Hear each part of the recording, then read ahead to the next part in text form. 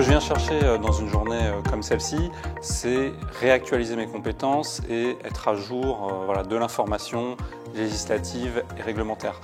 On est dans un domaine où les choses bougent très vite, où on a un nombre de réformes importantes, des textes épais.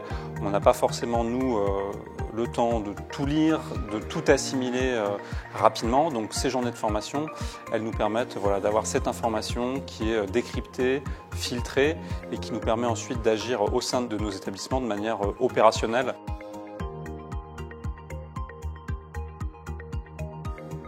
En constatant quand même que régulièrement, depuis la publication des premiers décrets, vous avez eu des modifications mineures. Alors cette loi française est venue distinguer tout ce qui relève de la télémédecine, qui est une pratique, comme on va le voir, médicale, des autres prestations de services. Alors travailler va progressivement perdre toute valeur.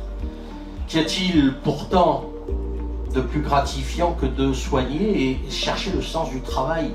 Donc on est effectivement sur une période où ça bouge beaucoup de réformes, et on a besoin effectivement de cet éclairage-là, notamment par l'expertise des intervenants, notamment Maître Cormier sur le sujet. Là, on a tous les cas possibles de complexité juridique envisageable. Il faut que ça marche, parce qu'on ne peut pas se permettre que ça plante, c'est une catastrophe.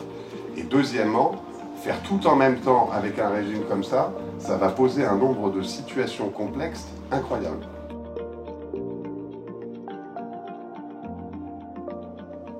Et heureusement que ça existe, parce que c'est un atelier et des formations qui permettent vraiment de mettre à jour ses connaissances. Et ce d'autant plus que la culture du RGPD commence à s'installer en France.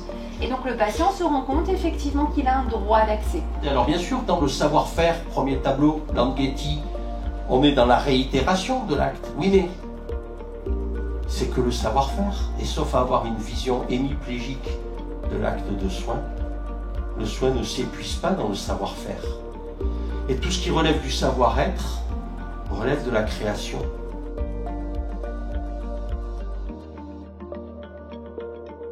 J'ai trouvé qu'à la fois à la conférence et dans les ateliers, la parole était assez libre, les questions étaient pertinentes dans la salle.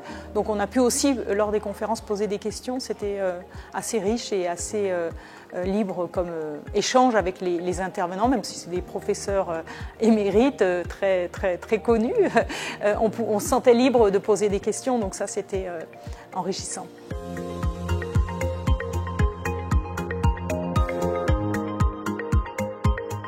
Et c'est vraiment ce panorama, cette diversité d'expériences et de décryptage qui nous permet, je pense, d'avoir une journée de laquelle on sort bien informé de ce qui se passe dans le domaine de la santé.